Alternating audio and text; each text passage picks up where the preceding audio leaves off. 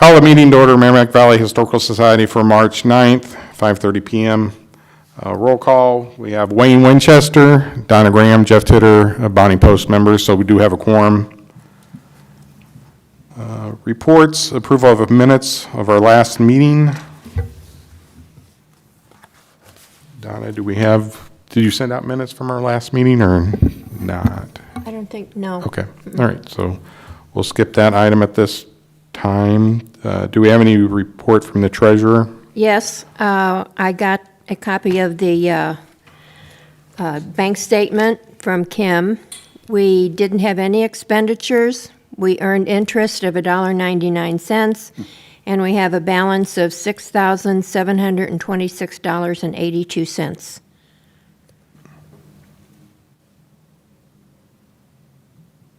Any comments, questions, reference the balance?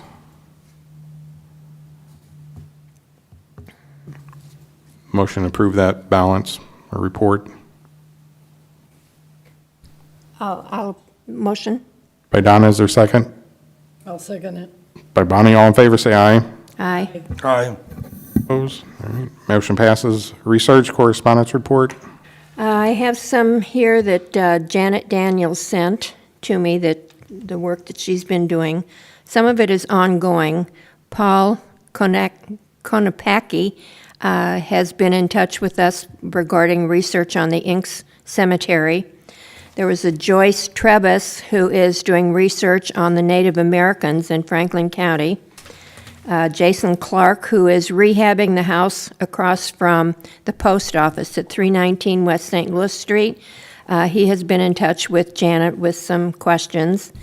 Roy Cobb has been in touch with us. He has a display of some of the Confederate flags from Sterling Price, the Confederate flags and some other memorabilia that he would like to give to us just for our displays. He's not sure if he wants to donate them or not.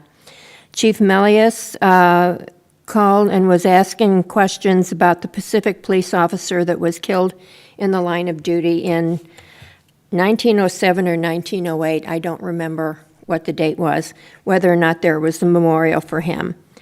We found out there is one in Jeff City. And I think that's about it. Any questions for the report? All right. Alderman Nemeth is not here at the moment. All right. Next item is Red Cedar and update. Mr. Roth or Mr. Myers, Here. who would like?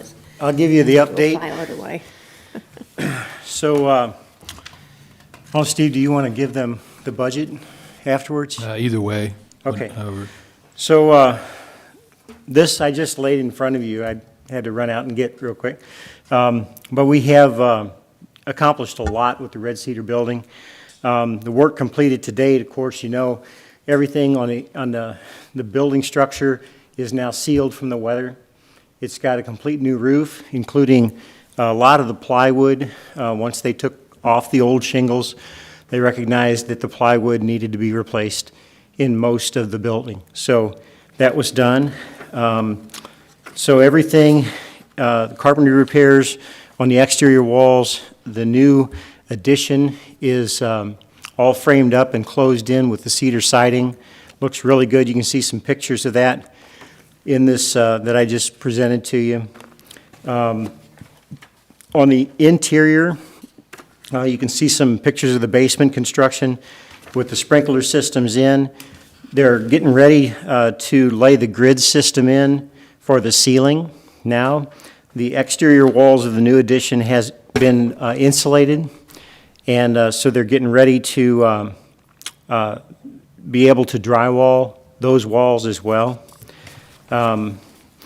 If you turn to the financial updates, you can see we'll just skip down to the new contract value is right now is at $2,230,000 and some change. So that represents a 3% difference from what we originally projected. So we're within 3% over now of what the budget was. With a remodel, I'm told that anytime you remodel something, get ready to spend a lot of money. Could maybe even be cheaper to build new. So with a remodel project like what we've undertaken, 3% is a very, very good number to be ahead at this point.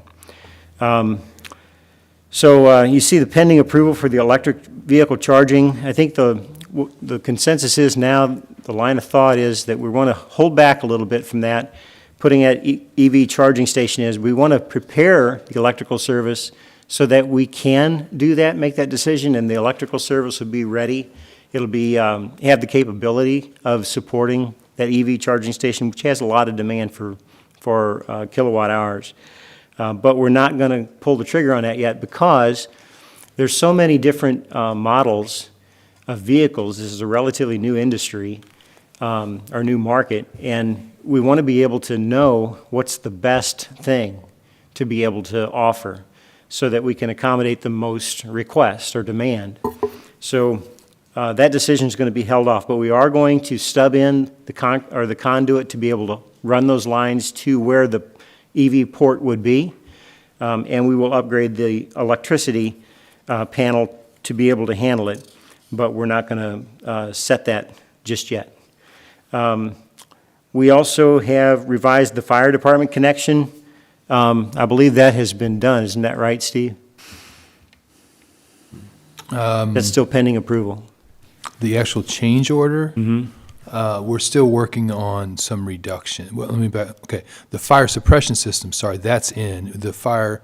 The actual water connection. That's what we're still working on. Okay. So there's pending change orders there. Let's go back to the exterior construction. The window and glazing installation is still yet to be done. Door frames and hardware have arrived, and they're putting them in now. The painting, the front porch replacement, that's not done yet. As you look at the building, you'll notice on the right-hand corner of the porch area, there's a telephone pole with electric coming into the building. All that electrical service that you see on the side of the building will be removed. That's coming up. And then all of the service for the building will be buried under the ground. So you won't see any kind of poles and lines like that any longer. The interior construction, drywall and ceilings, painting and floor refinishing, architectural woodwork, bath finishes, and the lighting are all yet to be done. And then the site work construction, I'm told just this morning that it's about 5 weeks away from starting.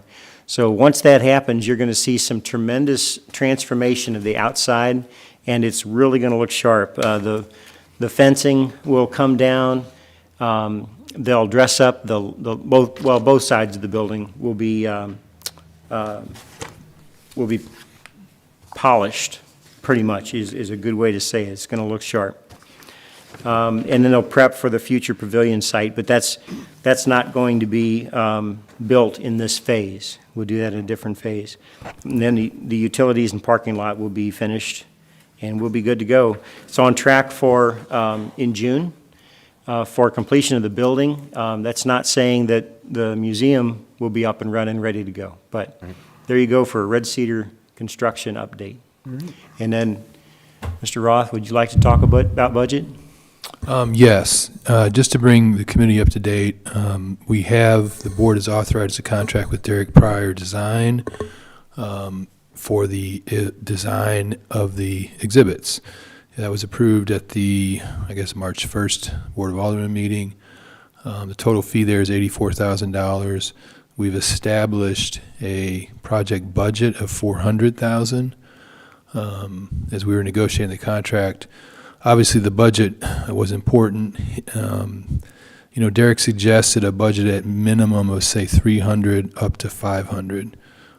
So we have established it, at least preliminarily, at 400. It is subject to some change, but right now we would anticipate that being a pretty accurate, at least a budget number.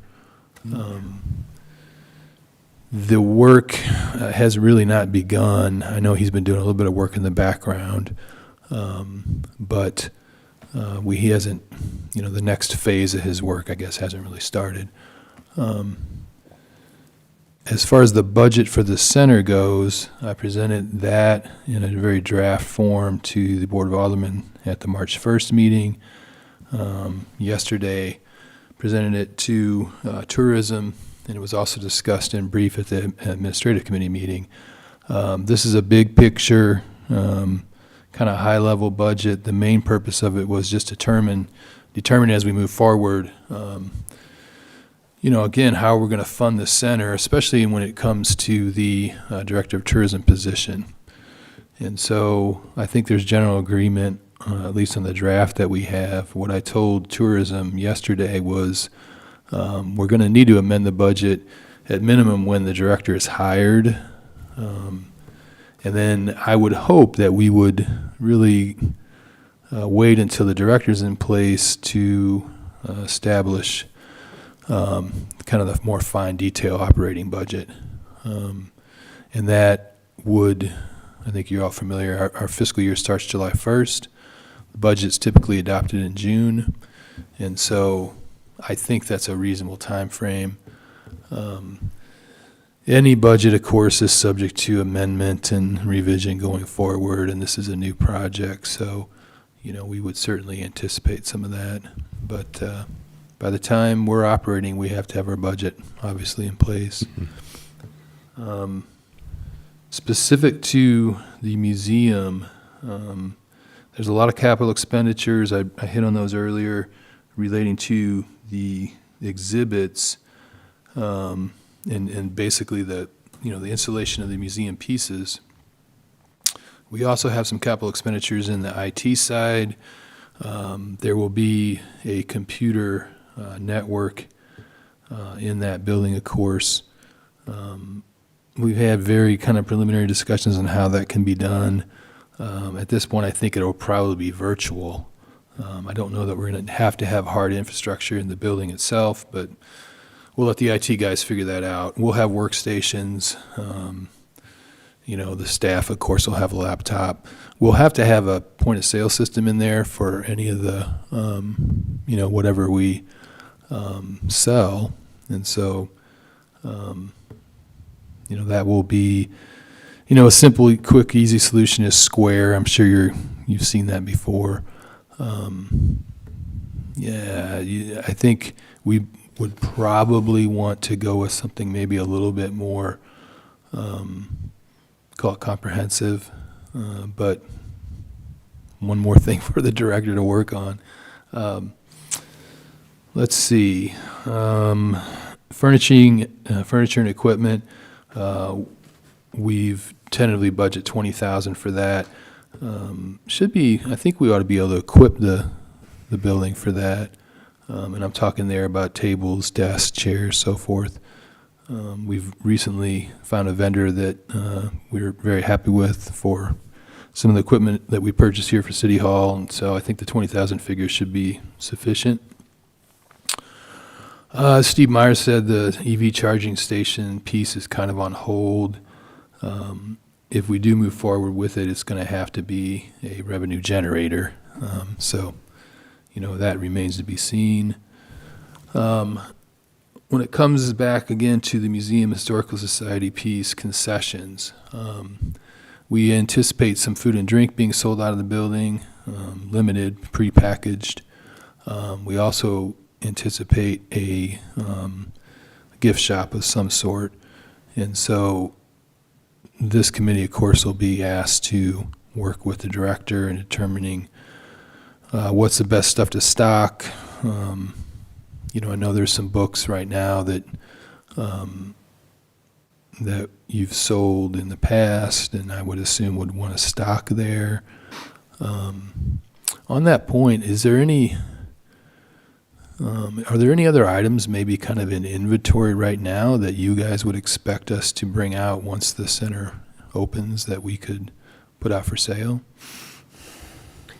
The only, Sue, do you happen to know if we have anything other than some of the books that we would want to put out right away? I don't think we have things in stock, but there is potential. Metals and different things that could be used. Right now, I think the only thing we do have is books. I know the Bicentennial book, I think there's some still left out there, and other books that we had for sale for limited, but I believe that's probably it at this point. Yeah. Have you ever made anything like a collectible type of item that someone might want to purchase? No, we, at one point, we did calendars. That was several years ago, that we used to put together a calendar that, with pictures and different clippings and stuff in it, which is a possibility we can go back to doing that. But other than that, no, Nope. Potential of selling copies of our old photographs. And that's probably one of the more popular items. I'm sorry, the what? Old photographs. Oh, photograph, right? Copies of the old Yes, photographs. yes.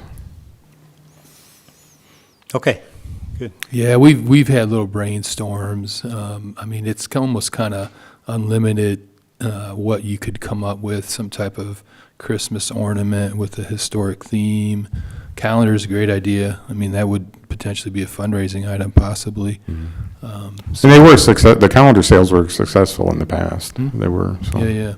So, yeah, I really hope we can do that. It would be kind of fun, frankly. I mean, they have that type of stuff coming through. I was about to say we're not in business to make money. We're not, but we're also not in business to lose money. Correct. So, we're just going to be kind of smart how we go about it. There'll be some hits and misses. We know that, but again, so we do anticipate the center to generate revenues. And then finally, I guess we would also anticipate there being donations. And here again, there's, in the private world, there could be, we hope, sources of funding for various museum history-related stuff. And we're going to ask the director to chase after that. I think, again, I mean, we could probably have a long discussion on various topics here. Activities. Let's say, I know Wayne, of course, wrote a book, right? If you want to have a book signing, book release party, right? Possibly then we take donations. I'm sorry if I'm putting you on the spot, but that type of thing. Wayne's having a tough time hearing you, I'm Steve. hard of hearing. Would you care to speak into your mic? Sorry, yes. That's all right. I just said, you've, of course, published your own book, right? Yeah, I did. And I think, and I was not there, but I guess there was a book release party when that happened, right? we didn't have one, did We you? didn't have one, but I think, Brenda, did you have a release party for your book where you signed some books? Well, I've had different events where I have, like when the bank opened, First State, I did a book signing there. I could do it, at Red Cedar, or, yeah, if you want. And I don't know if anyone else is working on it, but I am working on a book on the Red Cedar. I've met with Ginger a few times, got a lot of her pictures, and I met with the guy that his father was a big-time baseball player. So I met with him, because I was going to kind of tie it into the baseball, because a lot of players went there to drink and to eat, So I thought it'd be neat to do a chapter on that. So anyway, if everyone else is doing it or want to do it, they're welcome to. But, I would be happy to continue working on it if you want me to. Yes. We have another author in our presence, Mr. Wolk, has authored the book on the Civil War events that took place in Missouri. So that would be another, there's a lot of there's a lot opportunities. of, I think, in the past, when we had our speaking events down at the Senior Citizen Center, people would always donate. They would leave a donation for us. So, I mean, there's going to be many opportunities where people will donate as long as we have items or something for them to come see. Sue Reed is another one that's Yes, written Sue has done some history books great on Pacific, books. right? So, right. Yeah. Yeah, anytime at the Red Cedar, if you need someone to speak on Jensen Point or on my book, I did that for the Pacific Historical Society in Washington, and then I'm also scheduled for the 19th of April to do a talk for the Wildwood Historical Society. So I am available to do that if you ever need it, so. Yeah, the details of it is going to be worked out by the director Director, and the right. committee, and and for just to be clear, my direction to this person is work on that. And however that gets worked out between you all is kind of, Right. up to you. But we've got to have that, whether it's monthly, quarterly. I mean, it can be, I think that it just should be some sort of regular program. Yes. Yes. We agree. used to do that about every 3 months, I believe it was. Yeah. And we always had a good turnout. We'd have a guest speaker, or we would have some kind of a display or something. And again, it was at the senior center, and it was always well attended. Sure. I guess one more, I can certainly take questions on the budget. Is anyone else working on a book on the Red Cedar, or do you know? Not that I'm aware of. Not to my knowledge, yeah. Well, I will continue working then. Yes. Personnel, this preliminary budget has $120,000 in year one for personnel, and that's designed to cover not only the full-time director, but also 2 part-timers. We have to be able to run the center, in my opinion, again, minimum 5 days a week. We've got to have it open on the weekends, and so, we're going to need some part-time help. Yes, volunteers would be helpful. I know from my past experience, they're great when you have them. When you don't, you're not operating. You really need to pay people to run the center, in my opinion. So I do think we have sufficient budget for that. The time we're in right now, it's tough to find people to work in a period. So what we really need to do, in my opinion, is have someone who, does some outreach and really tries to recruit, frankly. There may be people who volunteered in the past that might want to do it for pay. So This is, I think, off the subject, but I keep hearing you all mention the basement at the Red Cedar. What are you going to store there? Because my experience is basements flood. No, this is a very dry atmosphere. You have a sump pump, There or a sump and a sump pump? There is very good drainage in that building. Well, if you got drainage, you're pretty good, yeah. It's very dry, and it is adequate for storing our collectibles. Yeah. Yeah. Because when I bought my house, I just about made the guy sign in blood that the basement had never flooded, and it hadn't, so far it hasn't, so. No, it's good. Yeah. And it'll have humidity controls, the air conditioning, so climate control.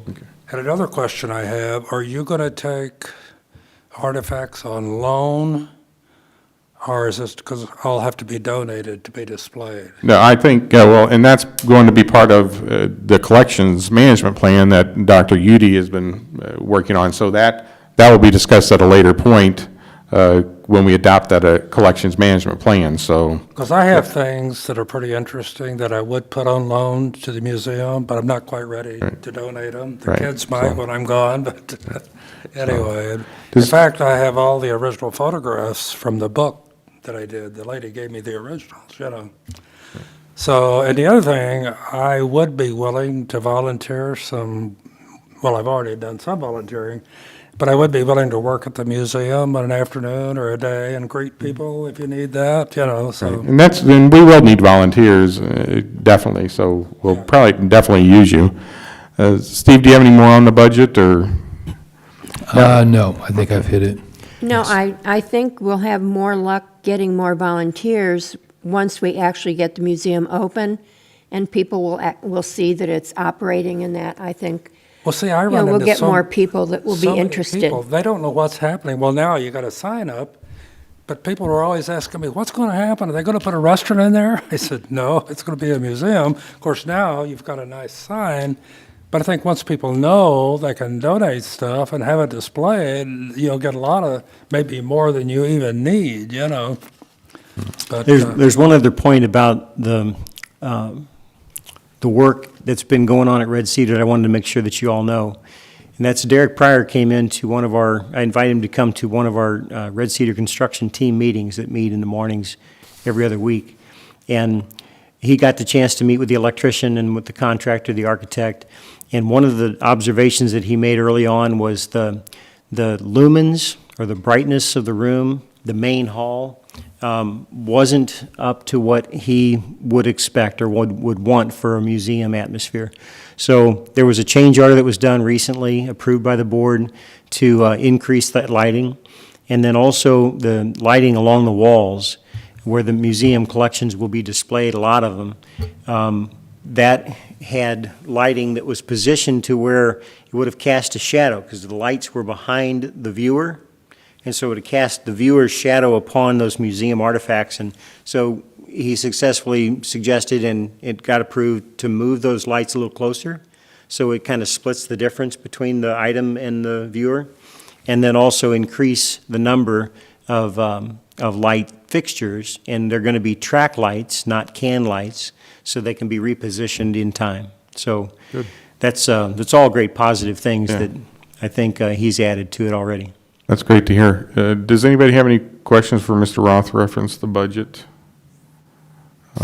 I do have a question. I watched you met with the Tourism Commission, and during that meeting, you stated that how you vision it is the tourism director will answer, I guess, to them, or will work with them. I guess, where is this committee going to fall in that? Because what I understand is that, which I totally 100% agree with, that the funds or the operation will come out of the tourism fund.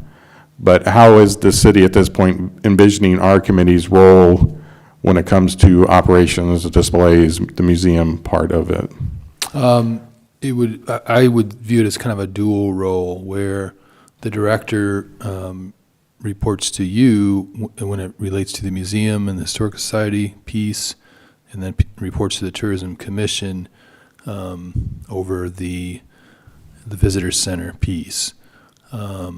Most of the finances, I think, are going to flow more through the tourism side. So it's really, I think, kind of an operations thing. There's a lot to sort out, right? And I think there's kind of almost two things happening, in my opinion. One is the tourism side, the marketing promotion side, not only to Red Cedar, but the community at large. And then there's the museum and historic society piece. We don't want there to be conflict, but there's just going to have to be cooperation between the two, and that person will be tasked with working with both entities. Okay, all right. I have a question too. Ginger on the west side of Red Cedar, back 15 years ago, she had developed sort of a patio there. And I don't know what your plans are with that, but that would be kind of neat to have that to people that are visiting, and have maybe a soda machine, and if they wanted to go out and drink a soda and sit out there on the patio, they could.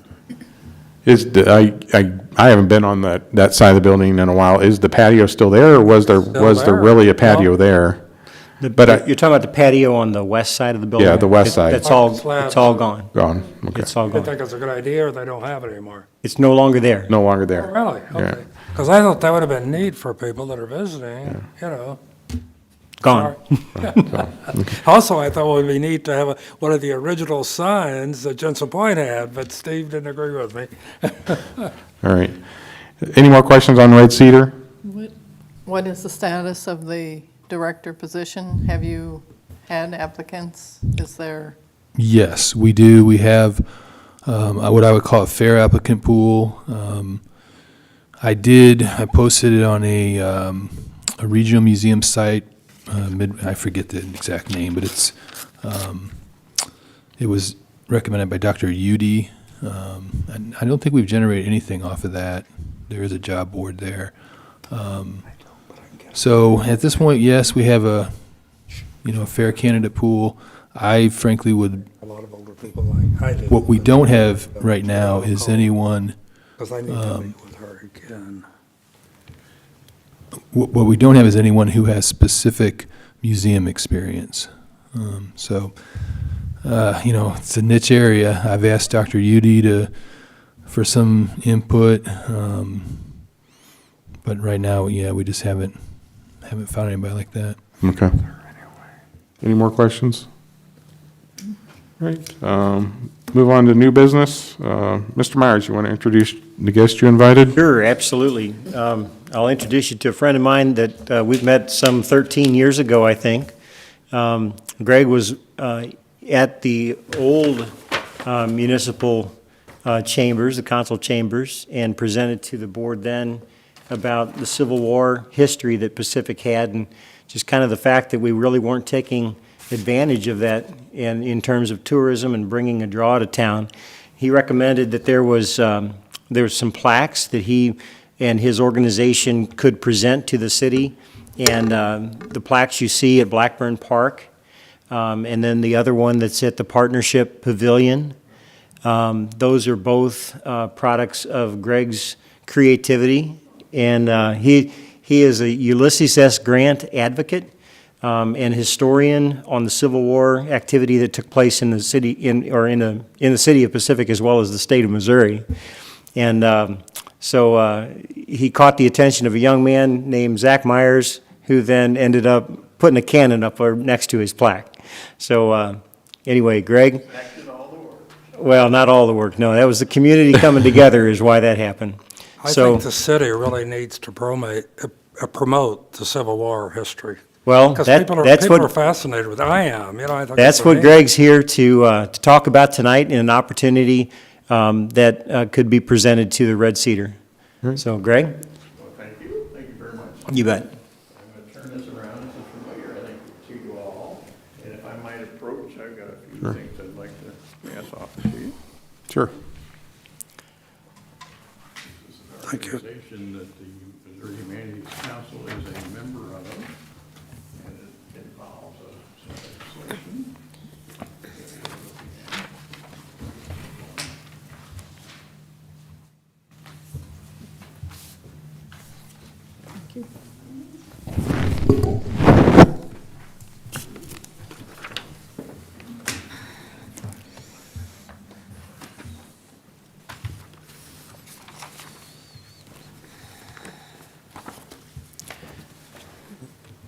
So, Greg, if you would address the crowd through that microphone.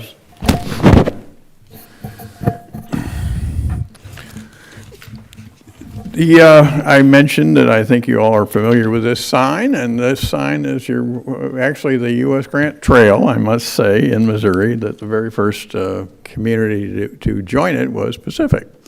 And so it has been many, many years, and we are now getting very close to the bicentennial of Grant's life. He was born April 27, 1822, and well, I might say that even putting aside my natural tendency to promote everything Missouri, I think it's undeniable that Missouri stands, if not at the top, very close to the top of all the states that Ulysses Grant was influenced by, and I would strongly suggest that this was the most important state to him. And those of you who know something of his history know probably that he spent some rather miserable years before the Civil War, but he also learned his trade as a battle commander. In the first 6 months of the war, all his experience was in Missouri, and he had his first battle where the troops under his command fought. He had the first battle where he was actually in the field commanding troops. That was down in Belmont. And we, meaning the Missouri Humanities Council, and we hope the state at large, are going to do our level best to make sure that we have the best bicentennial commemoration there is. Missouri Humanities Council is going to be behind everything that we do as a state, I think.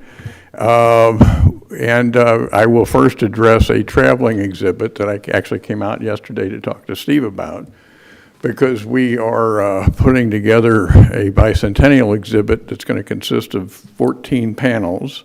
It's called Ulysses Grant's Missouri, so we've we've got plenty of space to talk about him in Missouri. And I think Steve may agree, that a great way to get your Red Cedar Lodge off the ground is to have that exhibit.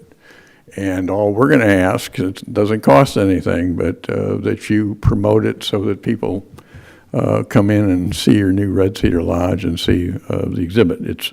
It will start on April 27th at the oh my goodness, at the National Historic Site in Afton, followed by a stint a month at the Missouri Archives in Jeff City, and then we've got pretty much our dance card filled, but we've talked about the possibility. I think December will work in well for you, and so I'm asking you to consider doing that. As I say, it's other than publicizing it, it's absolutely free, and that's pretty much what the Missouri Humanities Council is all about.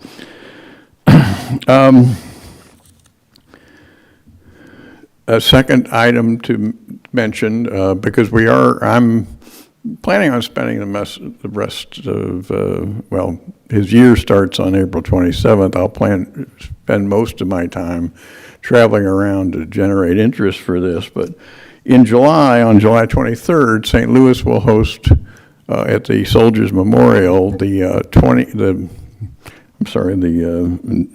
9th annual U.S. Grant Symposium.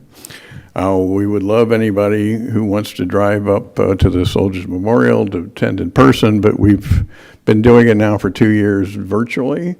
We find virtual is, I think as many have, it's wonderful.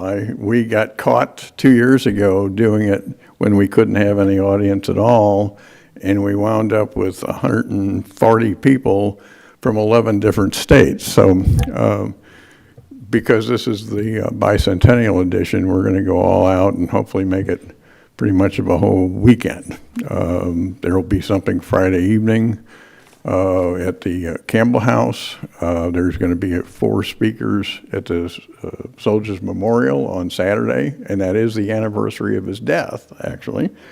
And a little get-together at Bell Fountain Cemetery in the evening, plus tours of the Civil War Museum and various things in St. Louis that have, St. Louis has a deep, deep relationship to Ulysses Grant, of course, as does Pacific, because as Steve and I think I mentioned the first time we ever met, that he took this train several times. And I'm sure that they had to stop here to load their water, and I'm sure he got off the train and smoked one of his cigars. But we've been looking for the cigar butts ever since, and no luck. But anyway, I would, well, and then finally, what I've left with you, this is a remarkable thing if we can get it accomplished, what's called the U.S. Grant Heritage Area. And I'm urging you all to talk to legislators. You know, it's before the House right now. I think it has a Senate sponsor, but they're working on that. And Missouri doesn't yet have one of these. A lot of states do, and what it is, it's like the federal version. And I think in Missouri, if I'm not mistaken, the only one we share with Kansas, which is the Freedom's Frontier, but a lot of states do their own.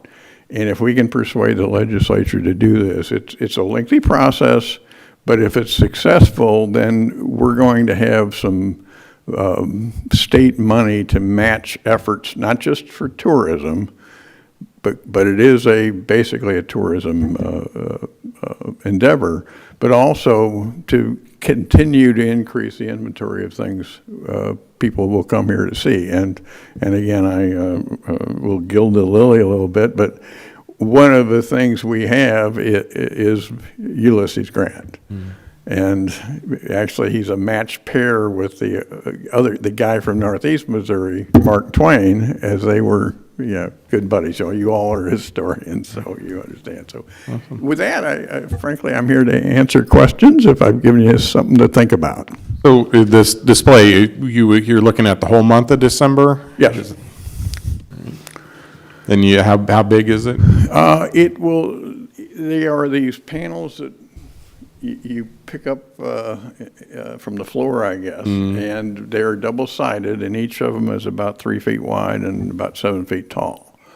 And so they will have 2 sides to them, and people can walk around, and they will go from his birth to his death, essentially. And we hope to have some sort of a literature to hand out with it too, even though we may not be able to do that by April. Right, right. But it's getting close. So The whole footprint of this display is about 15 foot by 15 foot if it's in a square configuration. It is kind of moldable to where if you don't have that much space, Right.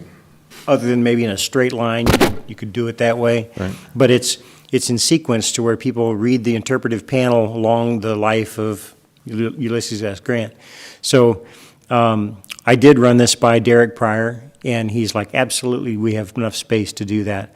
And I think more and more, as the life of Red Cedar, is in the opening and it goes on, you're going to find there are organizations like this who have these kinds of displays that Right. will put them on loan, and it gives us something else to market Right. the Red Cedar with, and No, say, I come think- on and see this during the month of December. And that's one thing I'm excited about getting, because, so we can have these traveling displays to draw the people in. So I'm excited, and we'll be ready for this in December? Absolutely. Okay, all right. I Another think extra it's, incentive. I think it's a great idea. Any other members have comments? That's great. Anyone want to make a motion to approve?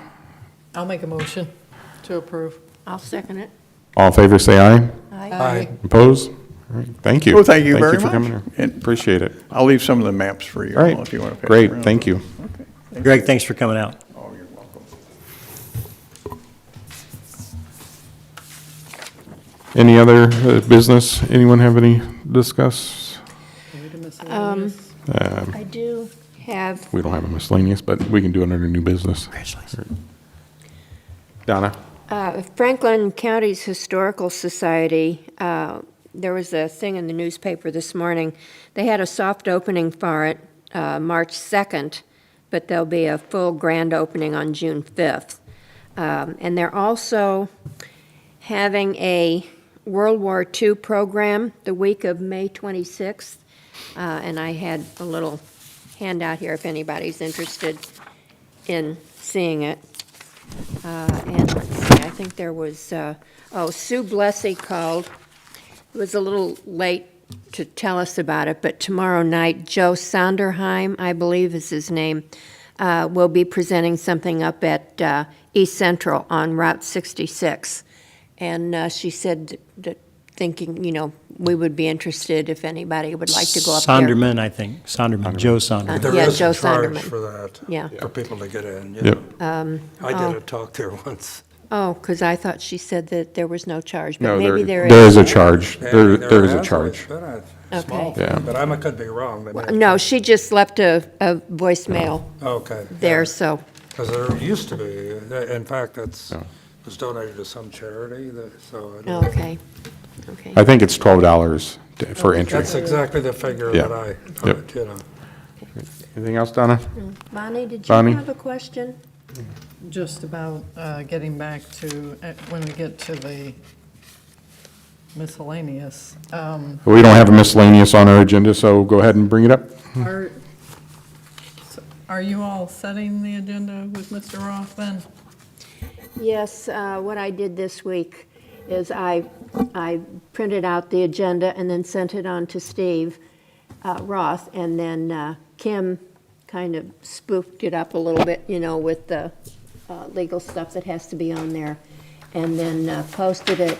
I believe it was posted Friday, but he did send me a copy of it, and that's what I sent out to you. Okay, I just, Can we have miscellaneous added back to the agenda, whatever, but, And add that. I just wanted to follow up about the ordinance in which the city would have previously approved our bylaws. I had asked Mr. Roth about that at our last meeting. Yes, and there's just no record of that. No record of bylaws. Yeah, city clerk researched it, and, yeah, we cannot find any record of it. I know they were submitted to the board. I cannot tell you, and that would have been probably around 2012 maybe, but There was, okay, and Kim did it, Kim looked into it, there was something, so she found within the minutes where there was some action taken, however, it never did get to the actual board approval stage. okay, I think that's accurate, yes. okay. All right. So on that point, or on the point of the committee, what is the status? I know in the old setup, the alderman was a voting member. What's the status of the alderman representative? It's still a voting member of this committee, or is it just liaison? Yeah, I'd have to look at the ordinance. Okay, Yeah, I'm not sure right offhand. okay. Because, I mean, just a question, it doesn't make me and I don't think the committee, one way or the other, but I think we need to clarify what his role is, if it's a voting member or not. So that's just the only In thing. my memory, I was told that the planning and zoning liaison is the only one that votes. But when this committee was first set up years ago, the alderman representative was a voting member of this committee. Okay. Because it was mirrored after the cemetery committee, which the alderman was a voting member. So, Yeah. and, Odd. yeah, I wrote the ordinance, so Okay. and that was what was asked to put in there at the time because of people's opinions. But I just think we just need to clarify, that's all, so. Yeah, and Yeah. again, it should be provided for in the ordinance. I'm just not sure exactly, but we can, Yeah, just follow up if you would, please, that'd be great. Are there any other questions, comments for the committee? I do have a follow-up. Yeah. So we put out to everyone that we were looking for the interview candidates. I just real quick will say, at present, we have 238 names. We will probably have to go first round, second round, but we'll have plenty of time to do that. It's just so you guys have Great. an idea. Awesome, that's great, great. We'll have to find, didn't we discuss the fact that we would need a professional videographer to do that? And is that again going to be something the director will have to do? I mean, we can't do anything at this point, I don't imagine. Yeah, and I don't know if a professional is the answer, I mean, We need somebody not to do it on a cell phone, but. no, I mean, there's people, I have a video camera, I'd be willing to, we need to figure out is the questions to ask the people. That's going to be the key of what information we want from the people that we're interviewing.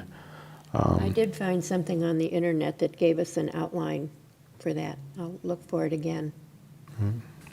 I mean, I think if we get into a videography, it's going to start getting expensive. I don't know what their rates are, but I'm sure It's not cheap. It's not cheap, so. Studio quality stuff and all that, we won't be able to pay Right. for that luxury. So, I mean, I have a camera that I'd be willing to set up and record it, just to find the interviewer and the questions to ask the person, so. Probably the first thing we'd have to do is get an introductory letter Yeah, and get an address for some of these people so they know who we are, because you don't want to just walk up to their door and ask if you well, can yeah, interview no, them. we'd have to, And time might be of the essence with the age of some of the Right. interviewers. Or let me just interviewed. make sure I understand. Is this envisioned to be an exhibit at the museum? This think we would, had talked about this would that, be yes. something like you've got a television screen that you can sequence and index, and by name, this is my envisioning of it, and I talked to name or Derek- topic or something, you talked to know. Derek Pryor about it. It could be, yes, search, name, topic, whatever, and then these people could tell the history about the building, their recollection, their experience with either Red Cedar or maybe some other aspect of Pacific. And it would be archived on a touchscreen to where they can call it up and it would play that segment. That's neat. Yeah, no, it's a great idea. If it's going to be part of the Derek Pryor job, it needs to happen pretty quick. Not necessarily that it would be part of Derek Pryor's job. It would just, we would have the capability of doing that, and then our tourism director would have the knowledge and the ability to load those files. Yeah, it's fine. Very soon, he's gonna start on the actual exhibit, design. And so if this is one of them, it's just gonna need to be incorporated into that overall design. Well, Mr. Myers, I guess you have more contact with Mr. Pryor. Can you just mention that kind of? It already has been. Okay, I thought it was, but just to Seed clarify. planted, I guarantee you. All right, right. thank you. Steve, I did have, it's like a question, comment kind of a thing. Chris Fowler called me 2 weeks ago, I think it was, and asked, how quickly we needed to have the tubs put up on that shelving. And he said that the roof had started to leak again, and they would have to move the shelves out. So I said, don't put the tubs on the Right. shelves if you have to move them out. They have not been placed So on I there. told him, we're not in any big hurry to have that done, but, I did want you to know that Chris has talked to me, and I told him we're not in a great big hurry. Well, just, let me give you an update. I am in a hurry to get the leak done, the leak fixed. Right. So I was there with Chris, taking a look at the water area, which is probably a 10-foot area of the western wall edge that had some seepage. And so I was able to contact Gullet Contracting just yesterday. They responded today and have scheduled for the evaluation to go out there and maybe may even make the repair tomorrow. Okay. So Okay. Great, yeah. we're thank on you. Okay. Thank So, you. just so, Chris knows. So you know that Chris and I talked, and I said I wasn't in a big hurry. If the roof is leaking, get that fixed before you mess Right. with the tubs. Thank you. Any other comments or questions? I have one comment. I want to thank everyone for not wearing a mask. And use your mic, because I'm hard of hearing. And after the last meeting, I told Donna, I said, I'm going to just have to drop out because I can't hear anything. Tonight, I've been able to hear really well, so I'll stay on. Oh, good. I don't, when you're hard of hearing, the masks just muffle Right. it, So, anyway, I appreciate that. Great. If there's nothing further, make a motion, need a motion to adjourn? Motion? By Donna, second. I'll second. By Bonnie, all in favor, say aye. Aye. All right. Our next meeting is April 6th at 5:30. Thank you. Thank you. Thanks, Jeff. Donna, I will